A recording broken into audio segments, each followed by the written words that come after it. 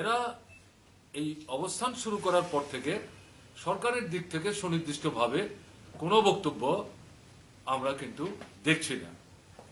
এর পরিপ্রেক্ষিতে মুখ্যমন্ত্রী বলেন যে এই সময়ের মধ্যে 3 বার তিনি কথা বলেছেন,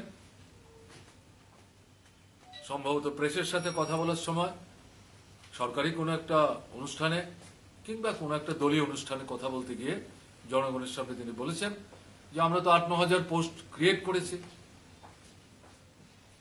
তাতে ফর্ম ফিল আপ করার জন্য আমরা সবাইকে বলেছি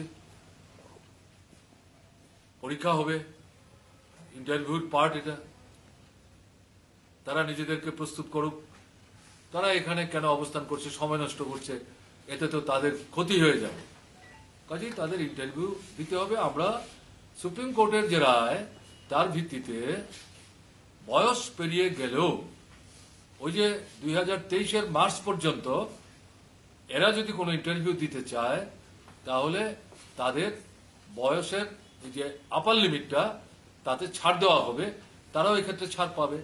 কেন তারা এখানে বসে আছে? কাজে আমরা তো বলেছি, এই ছিল ওনার জবাব। তার পরিপ্রেক্ষিতে আমাদের তরফ থেকে, আমাদের যে প্রতিনিধি দল তার তরফ থেকে আমরা মুখ্যমন্ত্রীকে বলেছি এই যে ইন্টারভিউর কথা বলছেন, এটার সঙ্গে 13,000 যে পোস্ট পূর্বতন সরকার তৈরি করেছিল তার একটা মৌলিক ফারাক আছে। ওই পোস্টগুলি যে রিক্রুটমেন্ট রুলস, তাতে যে যোগ্যতা, এবং মুখ্যমন্ত্রী তখন বলছিলেন যে 5 বছরের কি শিক্ষকতার অভিজ্ঞতা হানা তারা, তখন বলা হয়েছে ইয়েস, এই পোস্টগুলি তৈরি করার পেছনে তৎকালীন সময়ে জাতীয় যে শিক্ষানীতি ভারত সরকার গ্রহণ করেছিলেন, শিক্ষকতার কাজে যারা যুক্ত তারা যাতে শিক্ষকতার জন্যই তাদের শ্রমের সবটা নিয়োজিত করতে পারেন, এই দিকটা বিশেষ করে দেখতে হবে। অন্যান্য যে কাজগুলো শিক্ষকদের করতে হয় এগুলো থেকে তাদের অব্যাহতি দিতে হবে, সেগুলোতে নতুন করে লোক নিতে হবে। আমরা তখন মুখ্যমন্ত্রীকে আবার বললাম যে প্রায় 2-3 বছর লাগাতার আমরা এই শিক্ষার অগ্রগতির প্রশ্নে পর্যালোচনা সভা নিয়ম মতো যেগুলো আমরা করতাম, পরীক্ষার ফল প্রকাশিত হওয়ার পর যে বিদ্যালয়ে 100 জনের মধ্যে 100 জনই পরীক্ষায় পাশ করত, সেই বিদ্যালয়ের প্রধান শিক্ষকদের নিয়ে আমরা আলোচনা করতাম কি করে আপনারা এই সাফল্য অর্জন করতে সক্ষম হলেন। যে বিদ্যালয়ে একজনও পাশ করত না, সেই বিদ্যালয়ের প্রধান শিক্ষকদের নিয়ে আমরা আলোচনা করতাম কেন আপনাদের বিদ্যালয়ে একজনও পাশ করতে পারলো না, সমস্যা কি।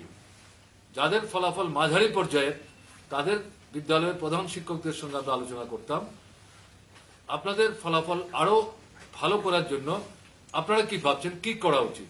এই বিষয়গুলি নিয়ে আলোচনা আমরা প্রতিনিয়তই করতাম।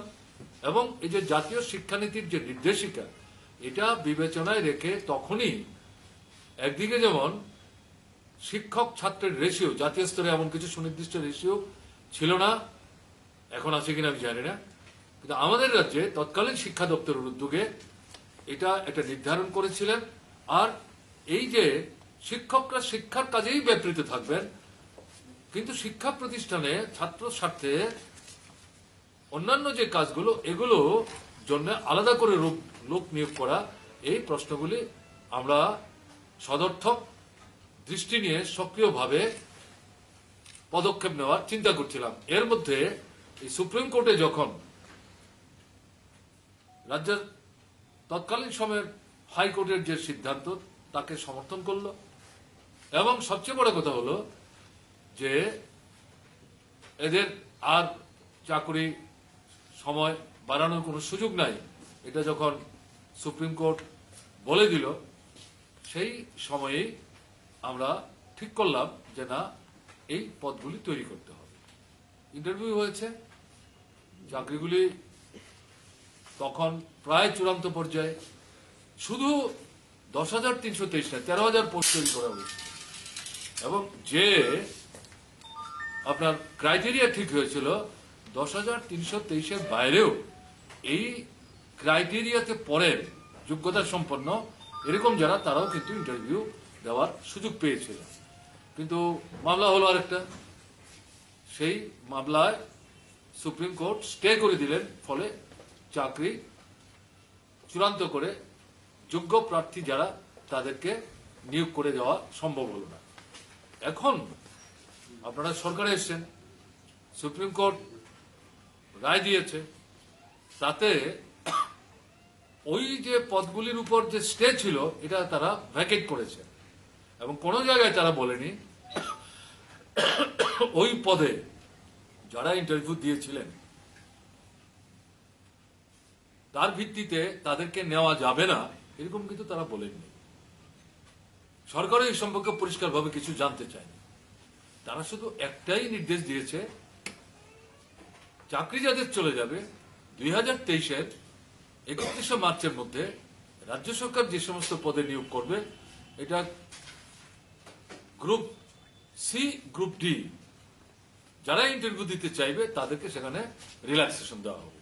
এর বাইরে তারা আর কিছু বলেননি। তাহলে আমরা বিধানসভার ভেতরে বলেছি, বিধানসভার বাইরে বলেছি, এর আগেও কয়েক মাস আগে আমাদের 6 সদস্য প্রতিনিধি দল কয়েকটি বিষয় নিয়ে আপনার সঙ্গে আলোচনা করতে আমরা এসেছিলাম। তখন আমাদের অন্যতম গুরুত্বপূর্ণ বিষয় ছিল এই 10,323-এর পুনর্বহালের প্রশ্ন। শিক্ষক হিসেবে না, ওই যে 13,000 পোস্ট ইন্টারভিউ, এগুলো রিভাইভ করে তাদেরকে নিয়োগ করার ব্যবস্থা করা। আমরা আজকে এই কথা বলছি, এই পদক্ষেপ আপনি গ্রহণ করার ব্যবস্থা করুন। এবং এটা করা যায় না, বাতিল করেছেন, এই সিদ্ধান্তটা পুনর্বহাল করা যায় না মন্ত্রিসভায় আলোচনা করে, এটা আমরা মনে করি না। সিদ্ধান্তটা মন্ত্রিসভায় নিয়েছে, এই মন্ত্রিসভাই তো এই সিদ্ধান্তটাকে আন্ডু করে যে পোস্টগুলো রিভাইভ করে তারকে ভিত্তি করে যে ইন্টারভিউ হয়েছে, কাগজপত্র সব তো আপনাদের কাছেই আছে, তার ভিত্তিতে যারা যোগ্যতার স্বাক্ষর রাখতে পেরেছেন, যোগ্য হিসেবে বিবেচিত হয়েছেন, তাদের কেন নেবেন না? যদি